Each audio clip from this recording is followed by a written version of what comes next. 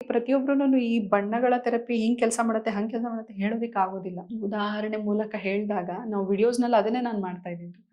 ಉದಾಹರಣೆಗಳನ್ನ ಕೊಟ್ಟು ಇದು ಹೀಗೆ ಕೆಲಸ ಮಾಡುತ್ತೆ. ವೇದಗಳಲ್ಲಿ ಇದರ ಬಗ್ಗೆ ನಮ್ಗೆ ಪ್ರಸ್ತಾಪ ಆಗಿದೆ. ಆಯುರ್ವೇದ ಮತ್ತೆ ಅಸ್ಟ್ರಾಲಜಿ 2 ಹ್ಯಾಂಡ್ ಇನ್ ಹ್ಯಾಂಡ್ ಹೋಗ್ತಿತ್ತಂತೆ. ಹೌದು. ಆಯುರ್ವೇದದ ಡಾಕ್ಟ್ರು ಅವ್ರದ್ದು ಜಾತಕನ ನೋಡ್ಬಿಟ್ರೆ ಈಸಿಯಾಗಿ ಡಯಾಗ್ನೋಸ್ ಮಾಡ್ಬಿಡ್ತಾರೆ ಇವ್ರಿಗೇನ್ ತೊಂದ್ರೆ ಅಂತ. ಹೌದು.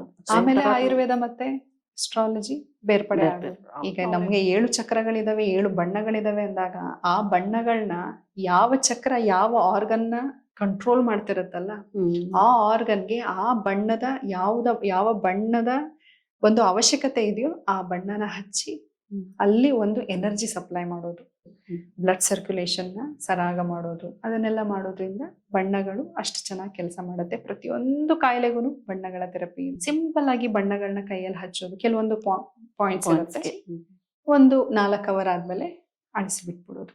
ಪ್ರತಿಯೊಂದಕ್ಕೂ ಲಿಮಿಟೇಷನ್ಸ್ ಇದೆ. ಎಷ್ಟು ದಿನ ಮಾಡಬೇಕು, ಮತ್ತೆ ಈಗ ಮಾಡುವಾಗ ಎಷ್ಟು ಹೊತ್ತು ಪ್ರೆಸ್ ಮಾಡ್ಬೇಕು ಆ ಪಾಯಿಂಟ್. 1 ಅಥವಾ 2 ನಿಮಿಷದ ಮೇಲೆ ಪ್ರೆಸ್ ಮಾಡೋ ಹಾಗೆ ಇಲ್ಲ.